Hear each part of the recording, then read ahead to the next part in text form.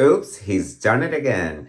Kirt Burdick has cranked out another issue of Death of Power, and as usual, it is a visual masterpiece. I cannot wait to share it with you guys. Subscribe to my channel if you haven't already. Hit that like button, and let's get right into it. Hey guys, Michael Troy here, and we are looking at Death of Power number 6. I literally just got this in the mail. I was so excited.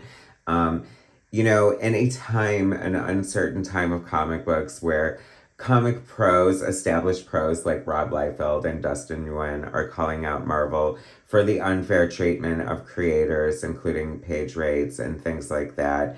And, Diamond Comics distribution is going bankrupt and their future is uncertain. And the future of comics seems more uncertain than ever. However, we have shining bright beacons of light like Kirt Burdick and Death of Power. The YouTube algorithm likes it better if I say End of Power, so from here on out in the video, I'm going to refer to it as End of Power. It is basically Kirt Burdick. What a great name, by the way, but who doesn't like a name with a little dick in it, right? Anyway, not for kids, by the way. Spoilers and mature content warning, because this is definitely graphic, especially considering the material it is based on. When you get something in the mail, a package from Kirt Burdick, he always is going to throw in a print or something like that. And this is beautiful. I don't know what this is from. It is absolutely stunning, gorgeous. Like, aside from the style that he's made legend in this End of Power comic book, he is like such an amazing artist otherwise. I've read some of his stuff, and he's got like a really great illustrative style, and I think a great painterly style as well. Most artists are very versatile. Look how gorgeous this cover is. So we have this like Lois Lane, Big Barda kind of hybrid. We're channeling some of the new gods. I feel like this was kind of made on a dare or inspired. Yes, actually, yes, this was made on a dare. Cartoonist kayfabe.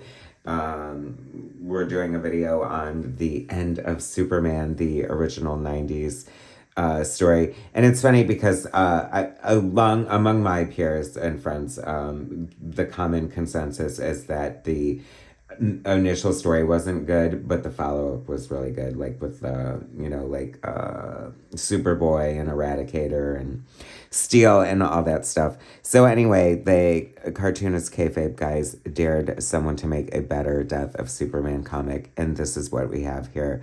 Up to issue 6. I think Kirt, I have interviewed him for my channel, and it's been a hot minute, so I don't really remember everything he told me, but I think the plan is 10 or 12 issues. He keeps funding them through Kickstarters.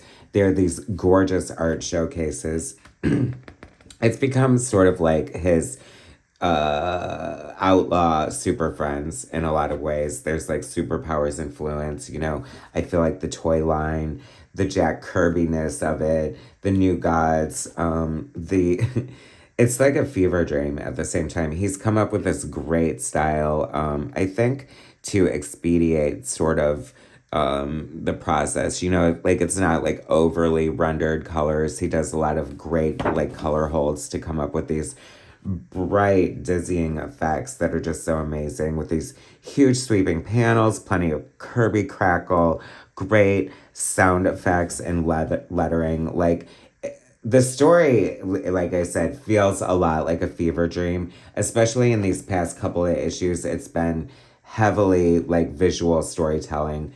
We're getting some Wonder Woman action here. That was great, the introduction to her, to the story.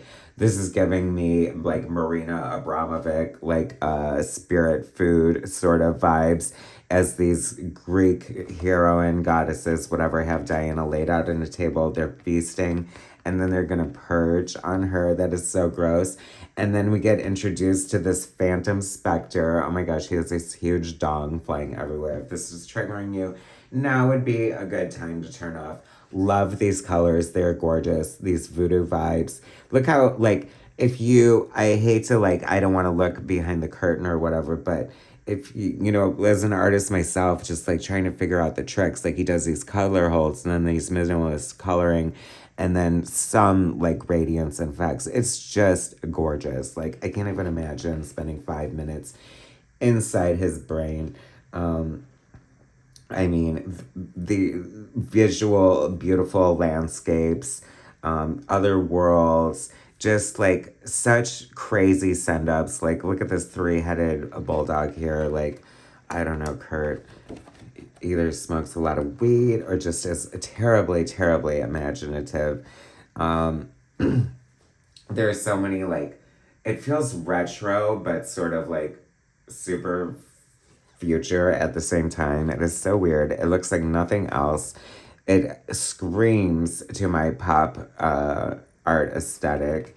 If you've ever seen any of my coloring, you know that I have a bright palette as well. So this is definitely sings to me. And people seem to love this. I feel like with my own art, like I've either gotten like, oh my God, I'm going blind, this sucks, or this is amazing.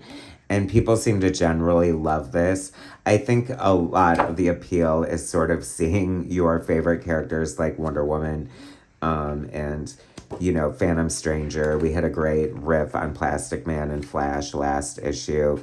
And now, because of this spirit, you know, I would have thought this was weirder had I not been reading Absolute Wonder Woman. There's a lot of crazy shit happening in that title, and I have mad respect for that. So this is surprising me less now, although this is quite shocking. But maybe, I don't know, maybe I'm unshockable. I don't know.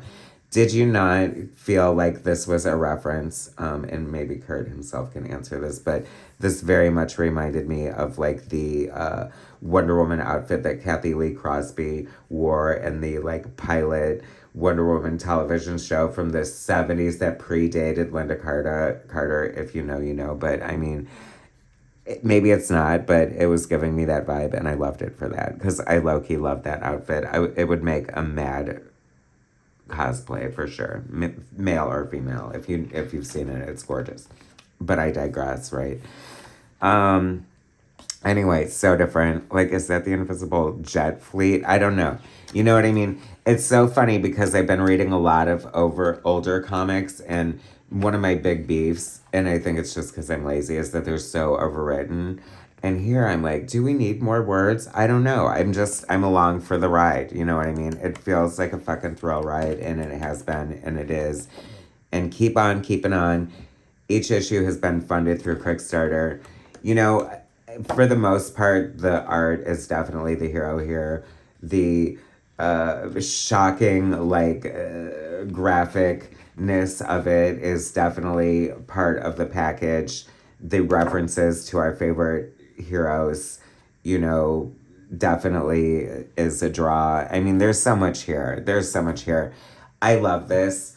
I am enjoying the ride. I am in no hurry for this to be over. It's so much fun each time a new issue comes out. If you guys have not gotten on the tip, you need to get on the tip. And every time you guys does a Kickstarter, there's an opportunity to get all the issues. Although I'm so excited for, like, I hope this is going to be in a trade paperback. There has to be. Like, that has to be the end goal at the end of this. And I think that will be the biggest reward for all of us, including Kirt himself, to sit down and read it all at once. I think it'll be so satisfying. This is beautiful. This is gorgeous. This is a masterpiece. And it's printed on this crazy, like, thick-ass cardstock that you would not believe. I don't know if it's worth all that. However, I am not going to complain about anything about this. Number 6, the man just sits chained to his desk. He is not wasting his time on social media bitching about everything. He is just making comic books and doing it well. And his Kickstarters are successful, and he deserves that success. And I hope he's making a living off of this. And if he's not, I hope it leads to something that will make a great living for him.